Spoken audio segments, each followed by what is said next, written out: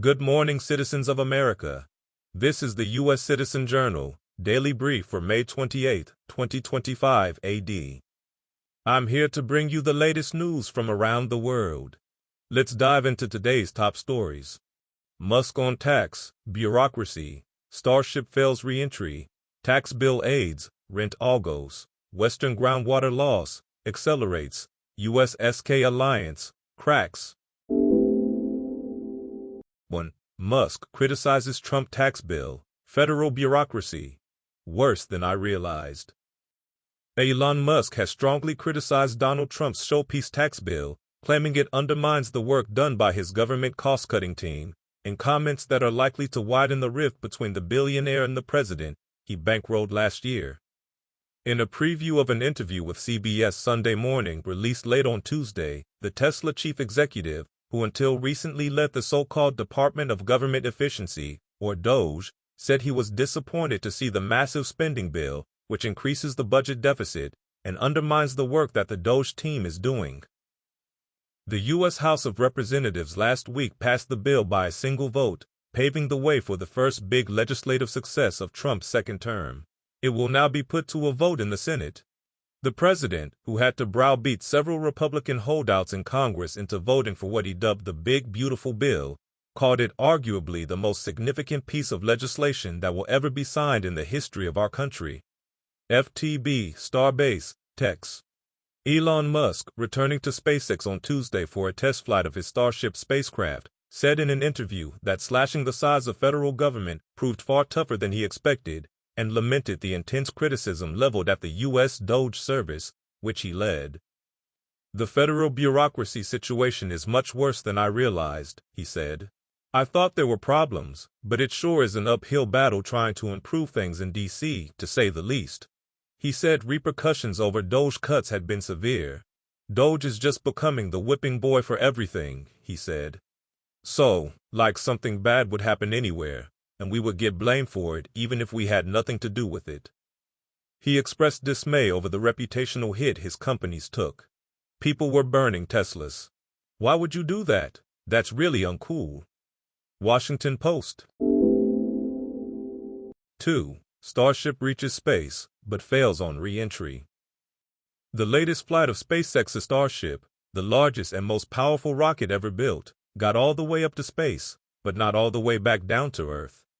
The upper stage vehicle coasted through space on Tuesday, surpassing flights in January and March that ended in explosions and showers of debris over the Atlantic Ocean. But halfway through its journey, the spacecraft sprang a propellant leak. That caused it to start spinning out of control. The Starship vehicle used in the test flight was not able to survive the intense heat, breaking up as it fell back into the atmosphere. By design, the debris fell into the Indian Ocean, far from areas inhabited by people.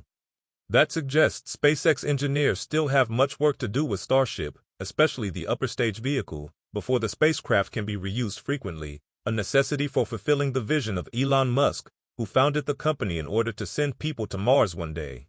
New York Times. 3.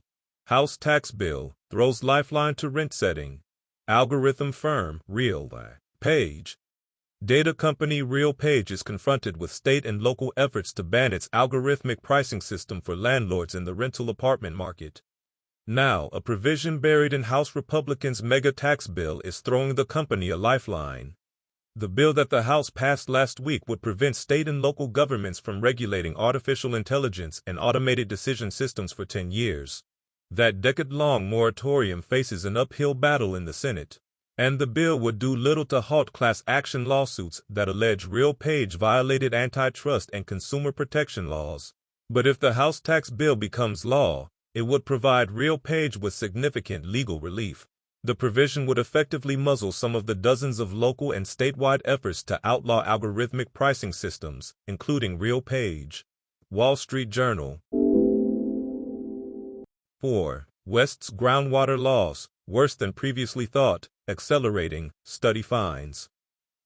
The dwindling flow of the Colorado River has alarmed the American West for years, but the water loss is happening underground or even worse, according to a new study that uses satellite data to measure groundwater supplies across the Colorado River basin. The research found that the region lost 27.8 million acre-feet of groundwater since 2003, roughly the same volume as the total capacity of Lake Mead, the nation's largest reservoir, and that the decline accelerated rapidly over the past decade. These groundwater losses accounted for more than twice the amount taken out of reservoirs in the region during that time. Washington Post. 5. U.S.-South Korea alliance shows cracks amid tensions, as Pentagon preps option to withdraw 4,500 troops. This month, South Korea and the U.S. staged their latest joint naval drills. Destroyers and patrol aircraft rehearsed responses to potential incursions by North Korean drones and special forces across the maritime border. With the overwhelming power of the South Korea-U.S. combined fleet, we will strongly retaliate against any enemy provocation, South Korean Navy Commander Ryu Yoon-sang declared. But behind the boilerplate expressions of common resolve, experts describe a series of possible crises brewing in U.S.-South Korea relations. Despite an alliance that goes back decades, the two countries are threatening to diverge on sensitive questions of trade, regional security, and the growing North Korean nuclear threat. When U.S. President Donald Trump announced a 25% reciprocal tariff on Korean imports, South Korean officials were shocked. They had believed a long-standing, comprehensive free trade agreement under which South Korea in effect does not levy tariffs on American goods would set them apart. Policymakers in Seoul also worry that America's fixation on the rise of China will lead it to neglect deterrence efforts against Pyongyang, while also pressuring South Korea into a more confrontational stance towards Beijing.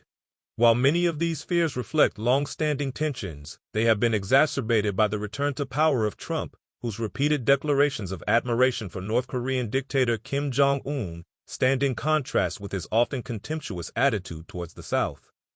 During his first term, Trump threatened to pull out of the Korea-U.S. Chorus free trade agreement that came into force in 2012, and to withdraw U.S. troops from the Korean peninsula in a dispute over cost-sharing. The fact that South Korea has a record trade surplus with the U.S. has only added fuel to the fire. FTB, Washington. The Trump administration is weighing a withdrawal of thousands of American troops from South Korea, according to military officials familiar with the discussions, a move that could stir new anxiety among allies worried about the White House commitment to Asia. An option being developed by the Pentagon is to pull out roughly 4,500 troops and move them to other locations in the Indo-Pacific region, including to Guam, the officials and a person familiar with the matter said. The idea is being prepared for consideration by President Trump as part of an informal policy review on dealing with North Korea, two of the officials said. Wall Street Journal. May 28, 1830, Andrew Jackson signs the Indian Removal Act into law. On May 28, 1830, President Andrew Jackson signs the Indian Removal Act into law. The bill enabled the federal government to negotiate with southeastern Native American tribes for their ancestral lands in states such as Florida, Georgia, North Carolina, and Tennessee. As a result, some 60,000 Native Americans were forced westward into Indian Territory, present-day Oklahoma. The mass migration resulted in more than 4,000 deaths and became known as the Trail of Tears. That's all for today's brief. Join us again tomorrow for more news and updates. This show was produced by Greg Loving, wishing you a great day ahead. Please follow and rate us on Apple Podcasts or Spotify. It helps other listeners find us. Stay informed and ad astra per astra.